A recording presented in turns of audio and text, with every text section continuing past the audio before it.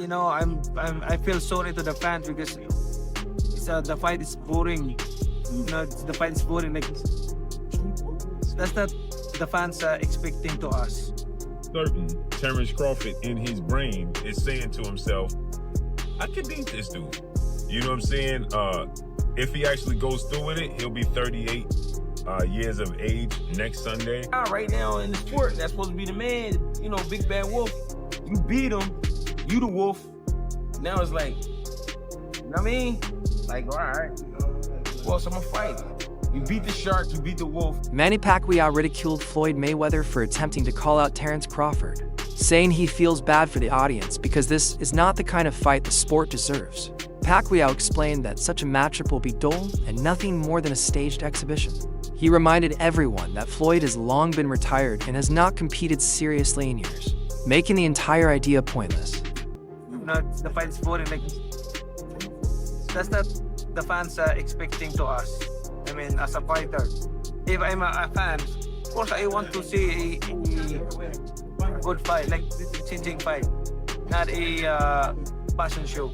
Manny Pacquiao has been direct in his criticism of Floyd Mayweather. He said he feels pity toward the retired fighter because his priorities are centered almost completely on chasing money.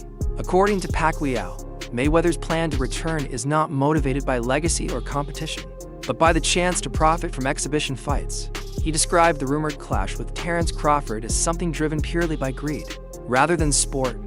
To Manny, this outlook cheapens boxing since it removes true competition and reduces the fight game into a business spectacle where boxers parade like models instead of battling as warriors. Now, in the beginning of this conversation, you say, I don't like boastful people. How was it like fighting Mayweather then? Did he get on your nerves? Because I feel like he's a little bit more boastful than the people you might be wanting to hang out with. Yeah, he's boastful.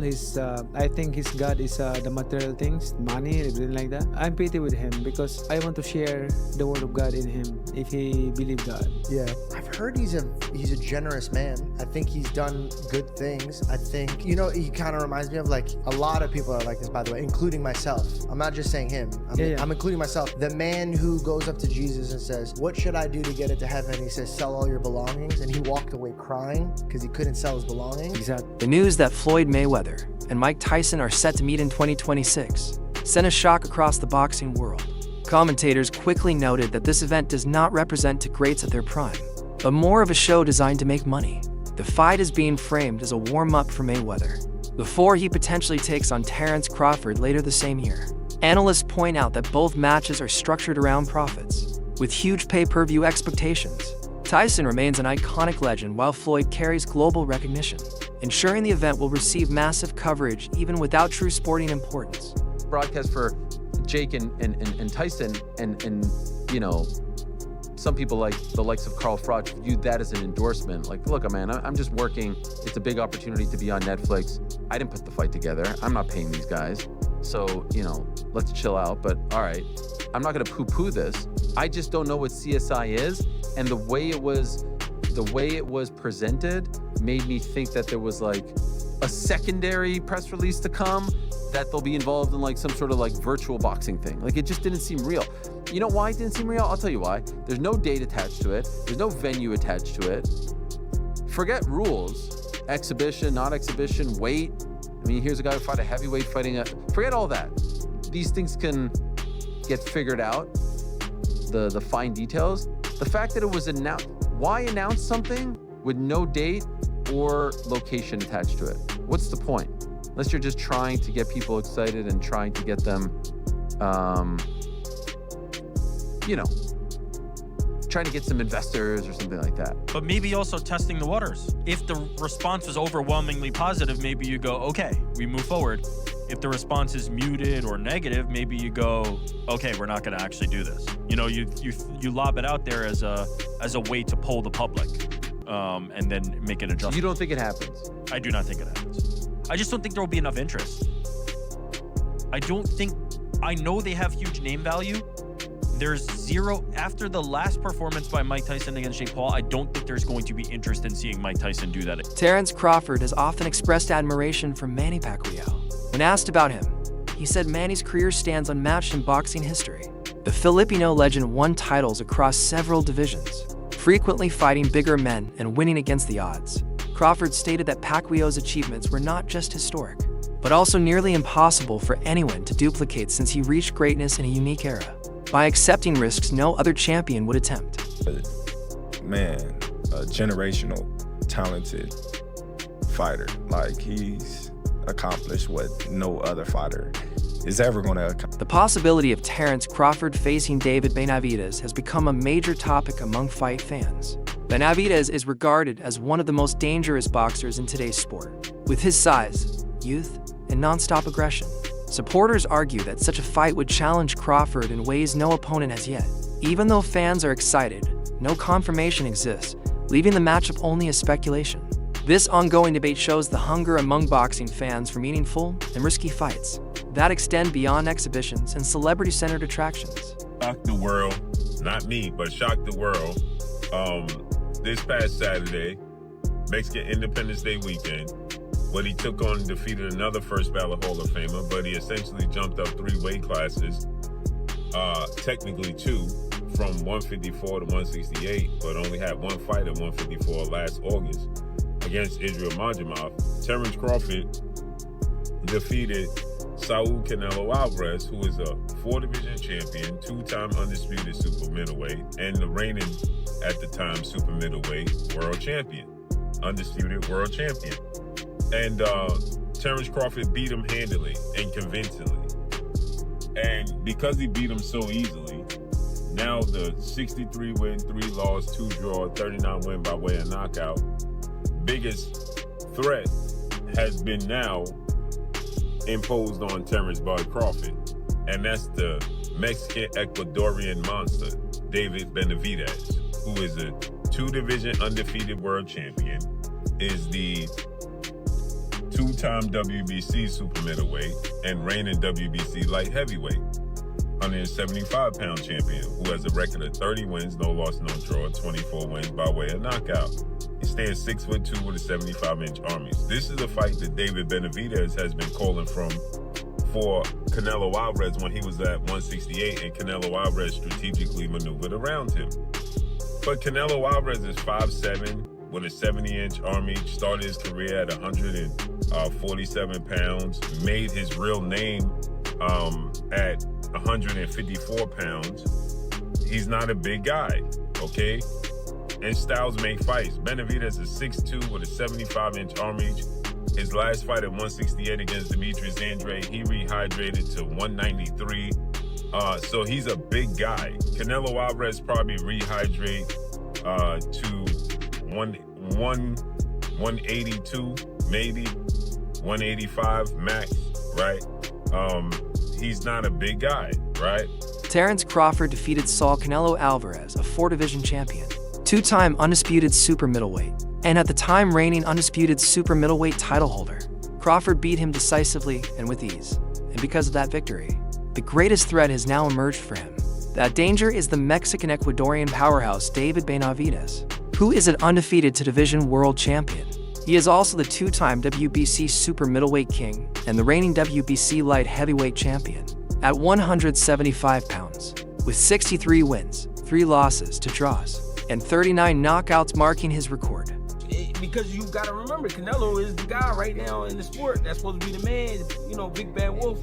You beat him, you the wolf. Now it's like, you know what I mean? Like, all right, who else I'm gonna fight? You beat the shark, you beat the wolf. Man, like, you know what I mean? Ain't no more ops out there.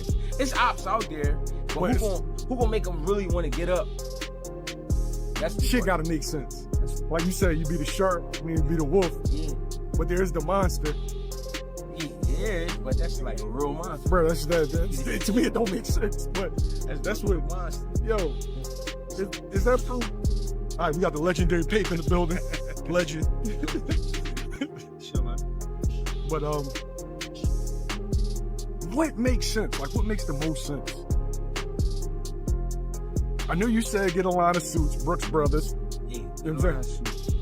A line of suits, get your money. Get away, get the easy money. You ain't gotta sweat no more. What's up? Not saying you ain't gotta work, you ain't gotta sweat. What's happening? He's paved a career where he could sit down at a table and get this money. He could come out with a Terence Crawford series now, just whatever, doing whatever he like to do. People gonna watch it. Nobody, the fighting part, people don't understand what it's like to be a fighter. A lot of times fighters really don't be interested in certain fights. It's cause when a guy see himself up here and then fighting a guy down here, it don't interest him. So therefore, when he train, he not gonna really train. He gonna train, but he not gonna train. He not gonna listen. He gonna feel like his coach taking it too serious, and he's like, man, this ain't even that. But your coach like, listen, you can get fucked up. I'm telling you. You don't want to listen. Then you go in there and fight that guy. Then you get. I seen it. Trainer Greg Hackett spoke highly when reviewing Terence Crawford's victory over Canelo Alvarez. He called Canelo the shark of boxing, a symbol of dominance who had controlled the sport with his power and skill for many years. In Hackett's opinion, the fact that Crawford not only faced Canelo but dominated him signals a change. At the very top of boxing, beating the man once seen as untouchable makes Crawford the new predator in the waters, the fighter every rival must fear. Hackett's comments also raised an important question about the future. If Crawford could overcome the toughest opponent of his era, then who remains that can truly test him? Fans are left to wonder whether Crawford will continue fighting long enough to face them, or retire at his peak. There was enough action, and I think Crawford displayed his skill enough, even to someone with not the most trained eye, that they know they saw a very high-level athlete perform something at a very high level last night. I think he gained the sports world's attention last night and respect. He already did after Spence, but it went to another level in this fight. And I think even the fight itself, like just from a median level, but then the moments where they were having these exchanges, like kind of late in the fight, then people were like, all right, it was good. Then like, okay, I saw somebody like, they're squabbing, like they're this is a fight here. So I think it did. And Crawford closed the show. Yeah. In 10, 11, 12, he stood in there and landed some hard shots and rocked Canelo at the bell. He didn't. James was talking about the great Floyd Mayweather. Floyd would go up on you 8-0 and then coast, and you might as well turn the fight off at midway through the ninth. Like, you know, he's not gonna. But Crawford didn't do that. But he wasn't up 8-0, to be fair to Floyd. But Floyd was when he fought Canelo, so he could do that. But Bud instead steps on the gas. Bud is a finisher. You know, he closes really strong. He closes really strong in every exchange. That's one of his gifts. He's the best counterpuncher of his era, one of the greatest counterpunchers that lived. But the great fighters, James would tell us about this. James and Mike McCallum put on fights that exemplify what I'm talking about: initiating and punctuating, being first, being last. That's one of the things that makes Crawford who he is. So no, I think it was a good enough fight that it certainly didn't hurt boxing. Yeah, I think Sport of Boxing delivered last night. I mean, Crawford didn't deliver. Manny, Experts agree that Terence Crawford's overwhelming victory against Canelo Alvarez became a defining point in his career and ended debate about his place in boxing history. Before this fight, many already respected Crawford for his decisive win over Errol Spence, where he showed full control and silenced doubts about his opponents. Yet defeating Canelo carried even more weight. Canelo had long been seen as one of the strongest pound-for-pound fighters, a champion across divisions who regularly fought larger rivals. Crawford not only accepted the challenge, but broke Canelo down in a way few imagined. In doing so, he proved his skills reached beyond one class or one style. He showed adaptability, technique, and toughness at the highest stage. Now, observers widely accept Crawford as one of the rare champions to truly conquer every challenge plaque. Ed before him. Fantasy matchup between Prime Mayweather and Prime Crawford, I've tended to lean slightly towards Mayweather. But after that performance there against Canelo, not just the fact he won, the manner in which he won, I've changed my mind. I would now lean towards Prime Crawford over Mayweather. And the reason I say this is because of the expert way in which Terence Crawford mixed offensive in the pocket boxing with defensive on the move boxing. Not running, save for maybe a round or two. No, just moving nicely. Because if there's one area of Floyd Mayweather's game that was underdeveloped, it's his front foot game. Whenever Mayweather was forced to walk an opponent down, what he did was actually very basic. He would hold his hands up and he would walk forward throwing straight right hands. Okay, they were accurate straight right hands. They were well-timed straight right hands. But there wasn't a whole heap of head movement. There wasn't a whole heap of creative or dynamic footwork, coming forward, walking somebody down. No, it was very, very basic stuff. And I don't think an approach that basic would have worked against, let's say, a Tommy Hearns, who was 6'1", 6'2", 78-inch reach, massive puncher, good hand speed. So I always thought that a prime Tommy Hearns would beat prime Mayweather because I can't see Mayweather doing what Ray Leonard did, grabbing the bull by the horns and taking it to Tommy Hearns. Can't see him doing that, and if he did try and do it, he's gonna get clipped. Tommy Hearns hit so hard, that guard from Mayweather wouldn't be enough, in my opinion. And I never saw Mayweather on the front foot moving his head a lot. When he's in the middle of the ring or on the back foot, when he's being defensive, yeah, that's when he moves his head. The famous Philly shell defense, the shoulder roll and all that. But coming forward, no, it's a lot more basic. Go watch Mayweather's old fights, you'll see what I'm talking about. Whenever he's forced to come forward, basic stuff. And so, after watching Crawford's performance against Canelo, I got to thinking, you know what? Maybe Crawford employs similar tactics if he fights a prime Mayweather. The argument over Terence Crawford versus Floyd Mayweather has become one of the most fascinating. In modern boxing, some analysts believe Mayweather's defensive mastery, perfect timing, and superior ring IQ would have given him the edge if they had fought at their peak. Floyd was a master at shutting down his opponent's best weapons, controlling the tempo, and forcing elite fighters into awkward fights.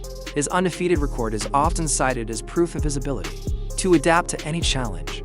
Others now believe Crawford's flexibility, power, and composure could have made him Mayweather's hardest rival. His ability to switch stances with ease and apply smart pressure makes him different from those Floyd fought. Supporters suggest his unpredictability and finishing instinct might have forced Mayweather into exchanges he usually avoided.